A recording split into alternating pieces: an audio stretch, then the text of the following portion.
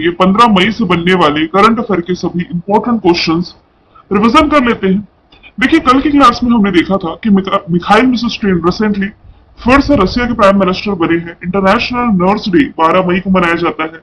नागालैंड की पहली महिला पुलिस महानिदेशक जो डीजीपी बनी है, इदाशिशा नोंगरांग बनी है। 2024 पेरिस ओलंपिक के लिए क्वालिफाई करने वाले पहले भारतीय पुरुष पहलवान बने हैं अमन सहराव। रिसेंटली न्यूजीलैंड के खिलाड़ी, ये क्रिकेट प्लेयर हैं, कॉलिन मुनरो, इन्होंने इंटरनेशनल क्रिकेट से संन्यास की घोषणा की है। माउंट एवरेस्ट पर 29 बार चढ़ाई करने वाले पहले व्यक्ति बने कामेरीता शेरपा। दुनिया का सबसे बड़ा एयरपोर्ट बनेगा दुबई में। 30वें क्रम की सुल्तान अजलन शाह ट्रॉफी जीती है जापान ने। चाड के प्रेसिडेंट का चुनाव जीता है इदरिस डेबी ने। और यूरोपीय यूनियन ने महिलाओं के खिलाफ हिंसा से निपटने के लिए पहला कानून अपनाया है। तो चलिए शुरू करते हैं आज का हमारा पहला सवाल। हाल ही में किस देश की संसद ने कैदियों को सेना में शामिल होने की अनुमति के लिए जो विधेयक था यह पारित किया?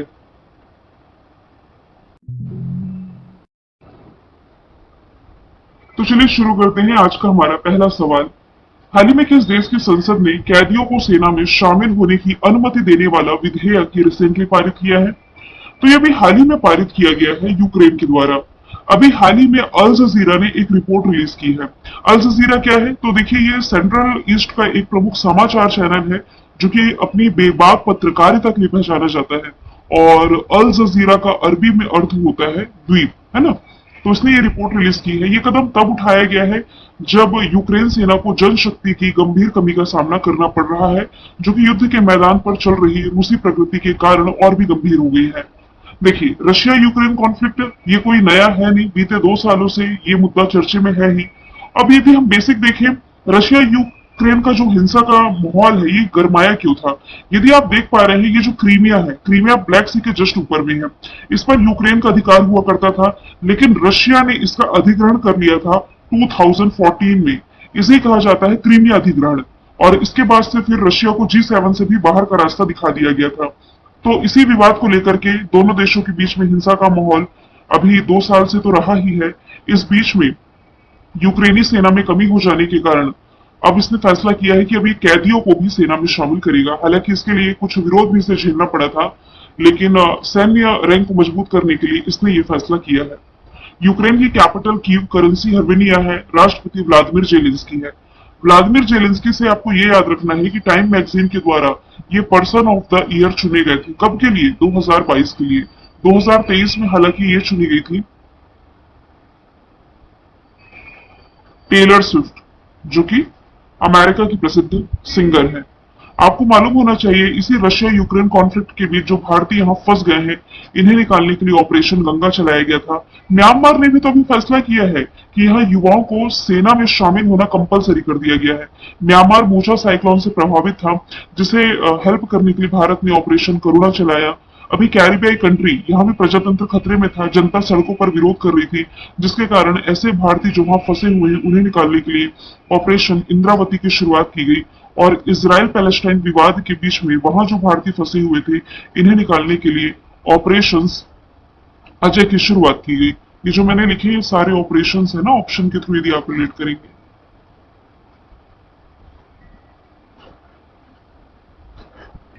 दूसरा सवाल है, हाल ही में कौन सा देश यूनाइटेड नेशंस में सदस्य बनने के लिए क्वालिफाई हुआ है? रिसेंटली क्वालिफाई हो गया है फिलिस्तीन। अभी आपको याद होगा कि फिलिस्तीन को यूनाइटेड नेशन की पूर्ण सदस्यता देने पर अमेरिका ने वीटो लगाया था। अभी यहाँ पर रिसेंटली वोटिंग की गई है 10 मई को। 10 मई को फिलिस्तीन ने संयुक्त राष्ट्र का सदस्य बनने के लिए क्वालिफाई किया है। ये प्रस्ताव अरब देशों की मांग पर लाया गया था। भारत ने फिलिस्तीन के पक्ष में वोट दिया है। देखिए, यूनाइटेड नेशंस जिसकी स्थापना 24 अक्टूबर 1945 में की गई थी, इसका हेडक्वार्टर हो जाएगा न्यूयॉर्क में, न्यूयॉर्क अमेरिका में। अध्यक्ष इसके हो जाएंगे एंटोनियो गुटेरेस। इसमें कुल मेंबर कंट्री की यदि बात की जाए ना, सदस्य देशों की, तो ये है 193। और जो 193rd कंट्री है इसका साउथ सूडान है। तो इस 193 कंट्री में 143 ऐसे देश थे जिन्होंने फिलिस्तीन के पक्ष में वोटिंग दी है। 9 ऐसे हैं जिसमें विरोध में वोटिंग की गई है। और विरोध में वोटिंग देने वालों में अमेरिका और इजराइल शामिल है। भारत ने पक्ष में वोट दिया है। 25 देशों ने इस वोटिंग से दूरी बनाई है। और इस वोटिंग से फिलिस्तीन यूनाइटेड नेशन का सदस्य नहीं बना है, लेकिन सदस्य बनने के लिए क्वालिफाई फिलहाल ये कर पाया है। फिलिस्तीन ये अपनी राजधानी यरूशलेम को मानता है। देखिए यरूशलेम वैसे इजराइल से अपनी कैपिटल मानता है। राष्ट्रपति महमूद अब्बास है। वैसे यदि हम देखें तो दुनिया के नक्शे से ही गायब नजर आता है ये फिलिस्तीन। अब यदि मैं बात करूं स्वीडन की, स्वीडन ये नॉर्थ अटलांटिक ट्रीटी ऑर्गेनाइजेशन में शामिल 32वां मेंबर कंट्री बना है। स्लोवेनिया ये आर्टिमिस समझौते में शामिल 39 क्रम का मेंबर कंट्री बना है, जबकि ईरान ये संघाई कॉरपोरेशन ऑर्गेनाइजेशन का परमानेंट 9वां मेंबर कंट्री बना है। आगे चलते हैं। तीसरा सवाल है, हाल ही में हवा से कार्बन डाइऑक्साइड निकालने के लिए दुनिया का सबसे बड़ा संयंत्र जो खोला गया है, कहां खोला गया है? रिसेंटली ये खोला गया है आइसलैंड में। क्लाइम वर्क्स ने वायुमंडल से CO2 को बाहर निकालने के लिए दुनिया का सबसे बड़ा operational direct air capture plant खोला है, जिसका आइसलैंड में मैमथ प्लांट वर्तमान में रिकॉर्ड धारक से 10 गुना ज्यादा बड़ा होने जा रहा है। आइसलैंड अटलांटिक ओशन में जिसकी लोकेशन आप देख पा रहे हैं, कैपिटल इसकी रिक्जाविक, करेंसी आइसलैंडिक क्रोना हो जाएगी। इससे भी आपको ज्यादा इंपॉर्टेंट याद रखना है एक इंडेक्स जो ग्लोबल पीस इंडेक्स 2023 का रिलीज किया गया था। 2024 का तो अपडेट नहीं हुआ है। इसमें दुनिया का सबसे शांत देश जो रहा था ये आइसलैंड ही रहा था। पूछा जाए कि इंडिया की क्या रैंकिंग रही इसमें, तो इंडिया 126 में है, हैप्पीनेस इंडेक्स में भी और पीस इंडेक्स में भी। डेनमार्क आप क्या रिलेट कर सकते हैं डेनमार्क से? दुनिया का पहला ऊर्जा द्वीप डेनमार्क में। इसके अलावा पानी के नीचे CO2 स्टोर करने वाला दुनिया का पहला देश डेनमार्क है। मैक्सिको में रिसेंटली ब्लू होल की खोज की गई है। अर्जेंटीना में रिसेंटली शाकाहारी डायनासोर,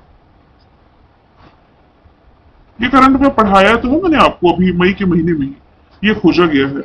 चौथा सवाल है, खबरों में रहा पेंच टाइगर रिजर्व किस राज्य में स्थित है?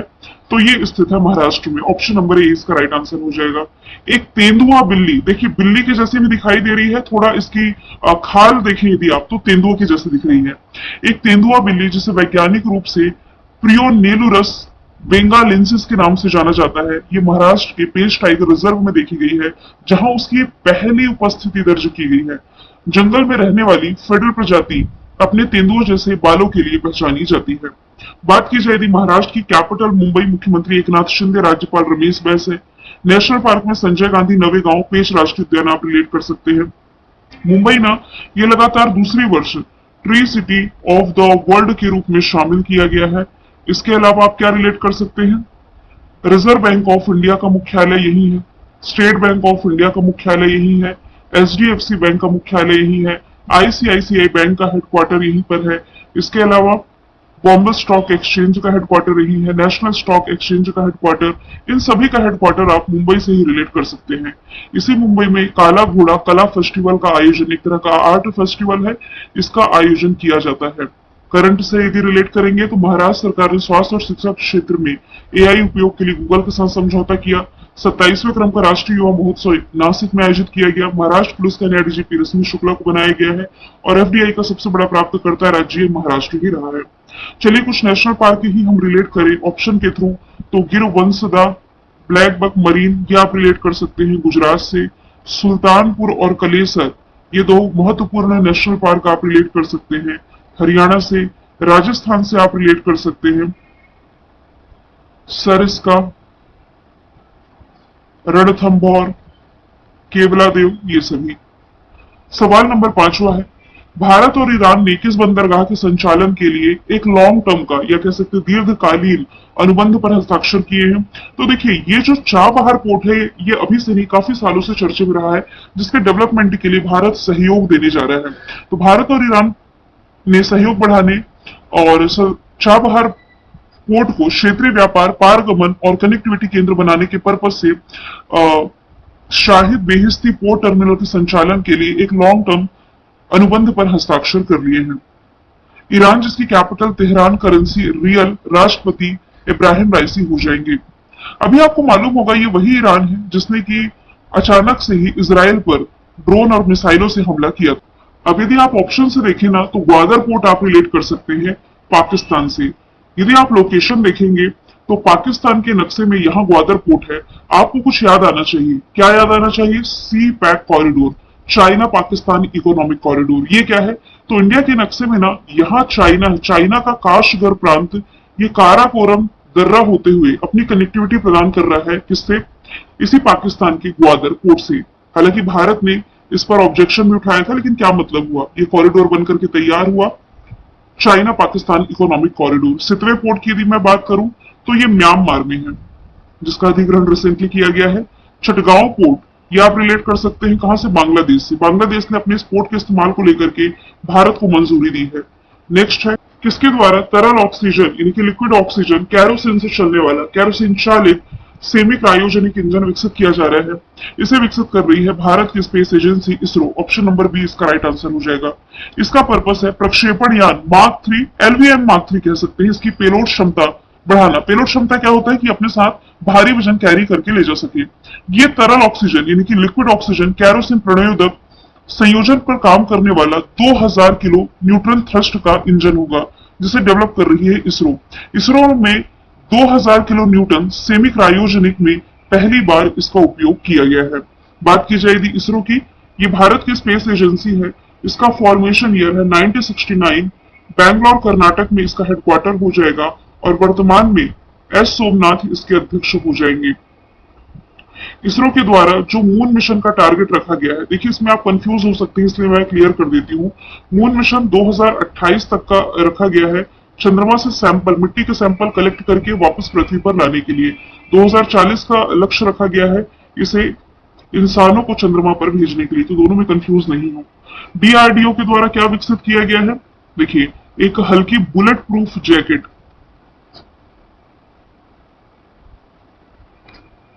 जिसके बारे में कुछ दिन पहले ही हमने डिस्कशन किया था।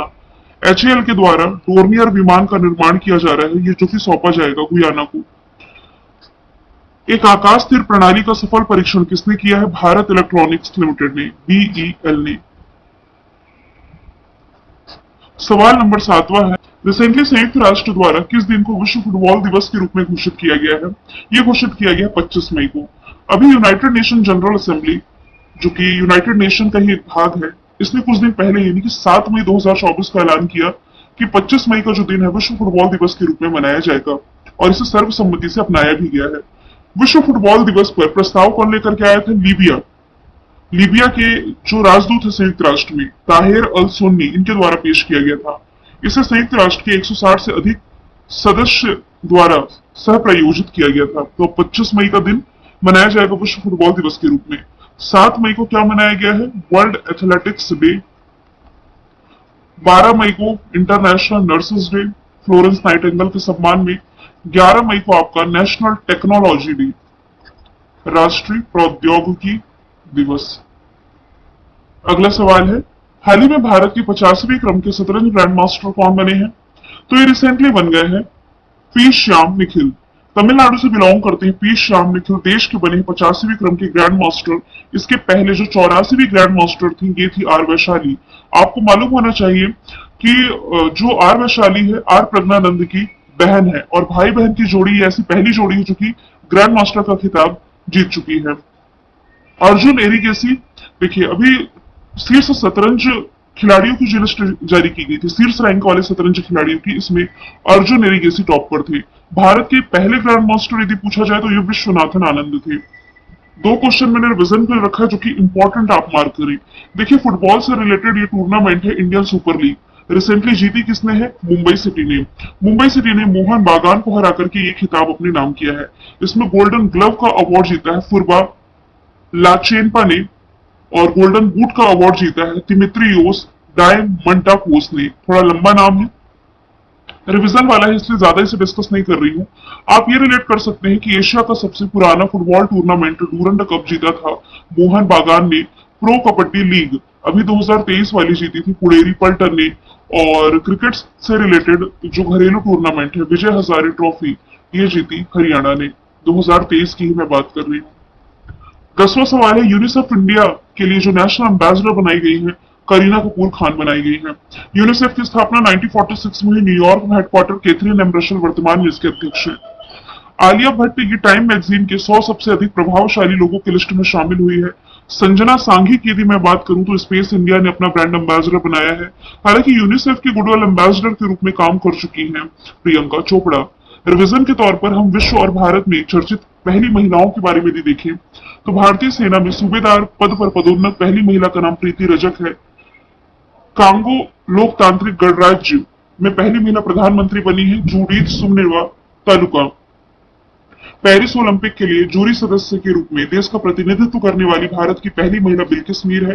बीएसएफ की पहली महिला स्नाइपर सुमन कुमारी, नासा की मार्स रोवर को ऑपरेट करने वाली पहली भारतीय अक्षता कृष्णमूर्ति और भारत की पहली महिला पिच ट्विटर जयंतिका कल्याण, भारतीय प्रतिस्पर्धा आयोग की पहली महिला अध्यक्ष रवनीत कौर है। तो ये रिवीजन के तौर पर आपने देखा कुछ करंट की अपॉइंटमेंट है।